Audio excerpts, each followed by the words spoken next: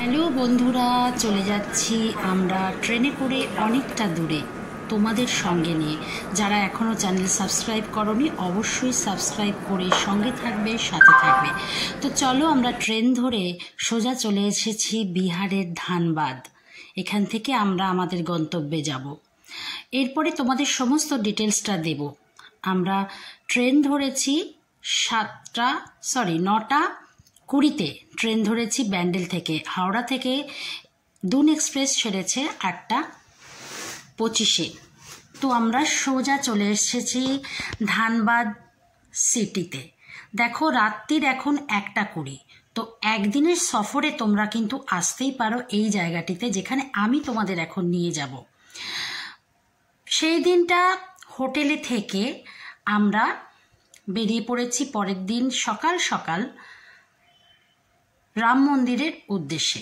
এটা হচ্ছে ঝাড়খণ্ডে অবস্থিত একটি রাম মন্দির। পথে যাবার পথে কি সুন্দর দৃশ্য তোমরা বুঝতে পারছো। রাস্তাটি বন্ধুর। তো আমরা চলে যাচ্ছি সেই রাম মন্দিরে। বলা হয় এই রাম মন্দিরটি বহু পুরনো, 100 বছরেরও বেশি পুরনো স্থানীয় লোকেদের কথা অনুযায়ী। আর এখানে 9 দিন ধরে চলে যজ্ঞ। তো চলো, তার আগে প্রাকৃতিক পরিবেশের সঙ্গে একটু পরিচিত হয়ে যাই। চলে এসেছি আমরা এই জায়গাটিতে।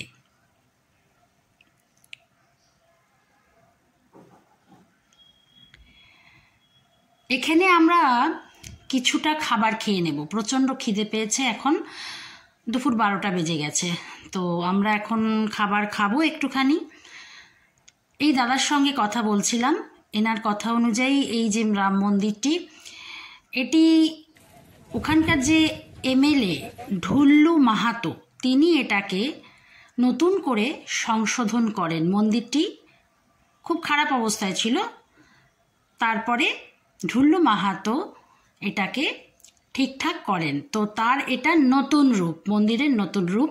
বাইরে থেকে তোমাদের দেখাচ্ছি। আর এই যে জিনিসটা তোমরা দেখছো, টিবেটিয়ান যে জায়গাটি, এই জায়গাটির মতন টিবেটিয়ান মঠের মতন। তো এটা কিন্তু যজ্ঞকুণ্ড। এখানে 9 দিন ধরে যজ্ঞ চলে। চলো, ভেতরে চলে এসেছি রাম মন্দিরের। ঝাড়খণ্ডের সব থেকে বড় রাম মন্দির বললে বলা ভুল হবে না। এটা ভারতেরও 10টা রাম মন্দিরের একটা রাম মন্দির বলা যেতেই পারে, যে বড় একটি রাম মন্দির, সেটি একটি বলা যেতেই পারে। তো বন্ধুরা, এই যে এখানে চৌকোমতো অংশটা দেখছো, এই জায়গাটাতে কিন্তু তোমরা প্রসাদ নিতে পারো। মহাপ্রসাদ পাওয়া যায় 50 টাকার বিনিময়ে। কেবল 50 টাকার বিনিময়ে তোমরা প্রসাদ গ্রহণ করতে পারো। আচ্ছা, এবার দেখো, এই মন্দিরের ভেতরে আমরা চলে এসেছি। এই মন্দিরে কিন্তু রাম সীতার পুজো ছাড়াও হনুমানজির পুজো হয়, মা দুর্গার পুজো হয়, ব্রহ্মাজির পুজো হয়, লর্ড শিবার পুজো হয়, নারায়ণ পুজো হয় এবং হনুমানজির পুজো হয়। তোমাদের আগেই বলেছি। তো সিদ্ধিদাতারও বিগ্রহ কিন্তু এখানে আছে, অবশ্যই পুজো হয় সেখানে। তো এতগুলো দেবদেবীর এখানে পুজো হয়। আচ্ছা, মন্দিরের গঠনশৈলী তোমরা দেখতে পাচ্ছ কি অনবদ্য এবং অপরূপ। তোমাদের একটা কথা আমি এর মাঝখানে জানিয়ে রাখি, যে তোমরা যদি হাওড়া থেকে ট্রেন ধরো, অবশ্যই তোমরা রাতের ট্রেন ধরো, যদি সব থেকে বেস্ট হয়। রাতের ট্রেন হচ্ছে 8:25 হাওড়া থেকে, আর সেটা ব্যান্ডেল বর্ধমান হয়ে যাবে। তো ব্যান্ডেলে পৌঁছায় রাত্রি 9:20। এছাড়াও আছে ব্ল্যাক ডায়মন্ড এক্সপ্রেস এবং আছে শক্তিপুঞ্জ এক্সপ্রেস।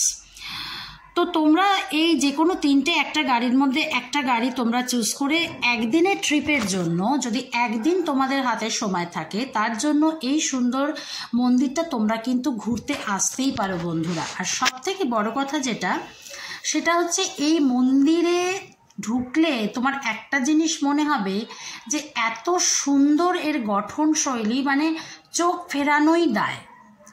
শ্বেত শুভ্র যেটাকে বলে, মন্দির পুরো সাদা, একদম মার্বেলের, হোয়াইট মার্বেলের পুরো। তো অপূর্ব সুন্দর মন্দির। এখানে এই সময়টা দুপুরবেলা ভোগ প্রসাদ বিতরণ হয় 50 টাকার বিনিময়ে। তোমাদের বলেছি তোমরা অবশ্যই খেতে পারো। আর বাইরে কিন্তু অনেক ধরনের খাবার পাওয়া যায়, সেটা তোমরা খেতেই পারো। আইসক্রিম আছে, লুচি সবজি, পুরি আছে, পুরি সবজি তো আমি বলবো ওখানে গেলে তোমরা ট্রাই অবশ্যই করবে। পুরি সবজি মাস্ট খাবে একদম, মানে এত বিউটিফুল সবজি বানায় ওখানে, জাস্ট অ্যামেজিং।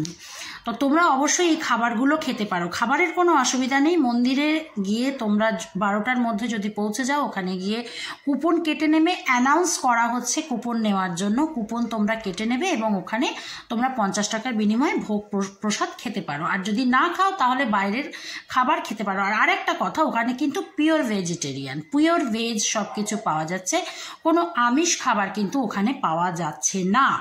আমরা যখন গেছিলাম অ্যাটলিস্ট তখন তো কোনো আমিষ খাবার আমরা দেখতে পাইনি, আইসক্রিম সব কিছুই পাবে তোমরা।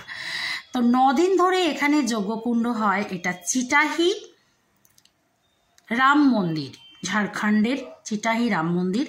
তো অপূর্ব সুন্দর এই মন্দিরটা। এখানে মান্নাত মাগছে সবাই হনুমানজির কাছে এসে, দেখো সবাই কত দড়ি ঝোলাচ্ছে, অপূর্ব সুন্দর। তোমরা সবাই একদিন আসো, এসে এখানে অবশ্যই মা সীতা রামজির সঙ্গে অবশ্যই দেখা করে যাও, অবশ্যই তোমরা দেখা করো। তো আমি চলে এসেছি একদম ভিডিওর এন্ডের দিকে। নেক্সট ভিডিও কিন্তু অনেক আরেকটা নতুন চমক থাকবে, নতুন চমক নিয়ে নতুনভাবে তোমাদের আরেকটা নতুন ভিডিও আমি অবশ্যই সারপ্রাইজ দেব, সারপ্রাইজ। তো মন্দির ব্লগ যখন, মন্দির তো থাকবেই, তার সাথে আর একটা সারপ্রাইজ চমক দেব। তো বন্ধুরা তোমরা সঙ্গে থাকো, সাথে থাকো, তোমাদের সঙ্গে নিয়ে আমার পথ চলা। এই দেখো কত টাকা পড়েছে, সিদ্ধিদাতা গণেশ এখানে বসে আছেন, দেখো, দেখেছো কি অপূর্ব ভুবন মোহিনী রূপ। তো গুল্লু ভাইয়া এখানে বসে আছে, গনু ভাইয়া।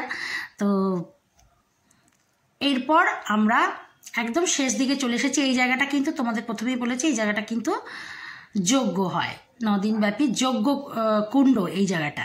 তো বন্ধুরা একদম শেষের দিকে চলে এসেছি। তোমরা সবাই খুব ভালো থাকবে, সাথে থাকবে, আমার সঙ্গে থাকবে, আমাকে উৎসাহিত করার জন্য ধন্যবাদ সবাইকে।